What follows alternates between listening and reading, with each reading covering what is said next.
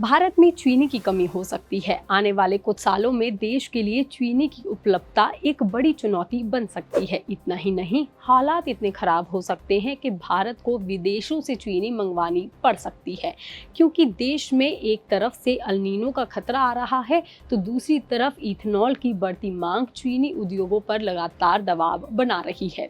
आखिर ऐसा क्यों हो रहा है? अल नीनो का चीनी उत्पादन से क्या कनेक्शन है और इथेनॉल की बढ़ती मांग चीनी उद्योगों पर कितना दबाव डाल रही है और भारत इस संकट से कैसे लड़ सकता है, चलिए हम आपको बताते हैं। दरअसल पिछले कुछ सालों से भारत दुनिया के सबसे बड़े चीनी निर्यातकों में शामिल रहा है, लेकिन अब हालात तेजी से बदलते दिखाई दे रहे हैं।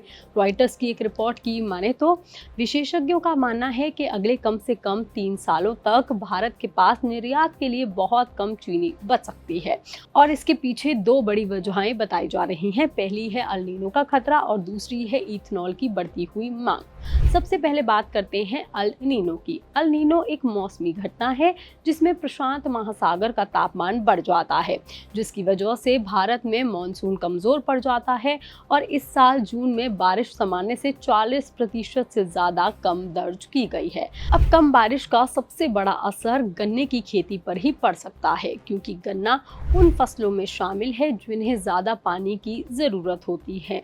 ऐसे में अगर बारिश कमजोर रहती है तो किसान गन्ने की खेती कम कर सकता है और इसका असर अभी से ही जमीन पर दिखाई देने लगा है। महाराष्ट्र के सांगली जिले में एक कम बारिश की वजह से और उसको आशंका को देखते हुए अभी से ही एक किसान ने अपनी जमीन पर गन्ने की जगह सोयाबीन बोने का फैसला किया है।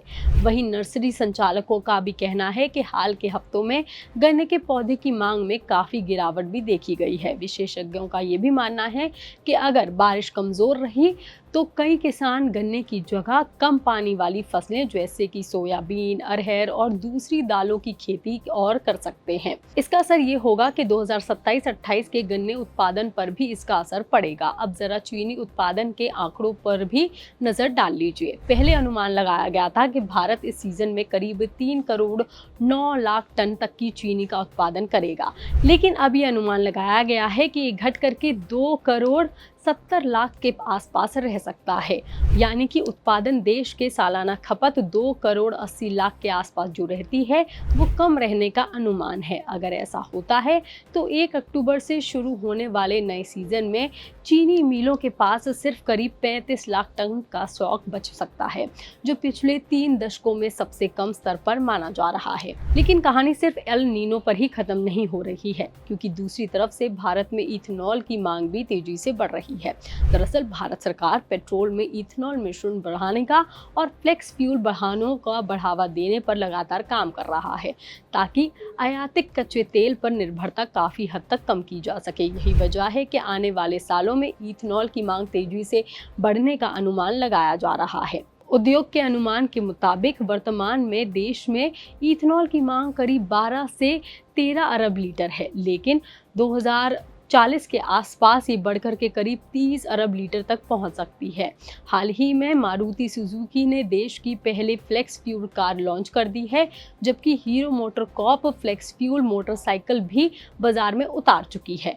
यानी कि एक तरफ गन्ने का उत्पादन घटने का खतरा है और दूसरी तरफ इथेनॉल बनाने के लिए गन्ने की मांग बढ़ती जा रही है। ऐसे में चीनी उत्पादन पर दोहरी मार या दोहरा दबाव पड़ सकता है। यहाँ ये समझना भी जरूरी है कि भारत में चीनी सिर्फ एक खाद्य पदार्थ नहीं है, बल्कि एक राजनीतिक रूप से संवेदनशील वस्तु भी मानी जाती है, क्योंकि देश में मिठाइयों की खपत भी काफी ज्यादा है और बड़ी आबादी के लिए चीनी ऊर्जा का एक सस्ता स्रोत भी है। एक्सपर्ट्स बताते हैं कि भारत में पहले से ही चीनी की आपूर्ति दबाव में है और अब अल नीनो का नया खतरा बनकर के सामने आ रहा है। अगर बारिश उम्मीद से कम हुई तो गन्ने की खेती प्रभावित होगी और भारत कम से कम 3 साल तक चीनी निर्यात बाजार से बाहर रह सकता है।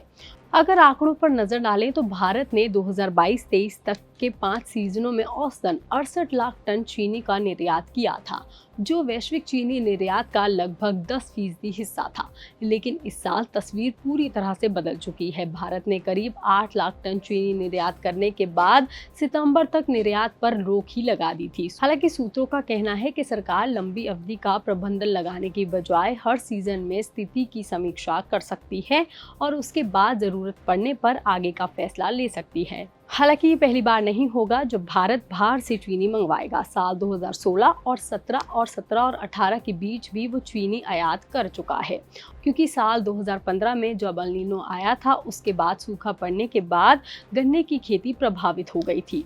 इतना ही नहीं, साल 2009-10 में भी भारत ने भारी चीनी खरीद ने वैश्विक कीमतों को लगभग 3 गुना तक पहुंचा दिया था। इसलिए एक्सपर्ट्स ये भी बता रहे हैं कि अगर एल नीनो गंभीर रहा और इथेनॉल की मांग लगातार बढ़ती रही तो भारत का चीनी निर्यात पूरी तरह से खत्म हो सकता है और आने वाले सालों में भारत को चीनी आयात करने की जरूरत भी पड़ सकती है। ये खबर, ये जानकारी आपको कैसी लगी, आप हमें कमेंट करके जरूर बताएं। बाकी तमाम खबरों के लिए आप देखते रहिए लोकमत हिंदी।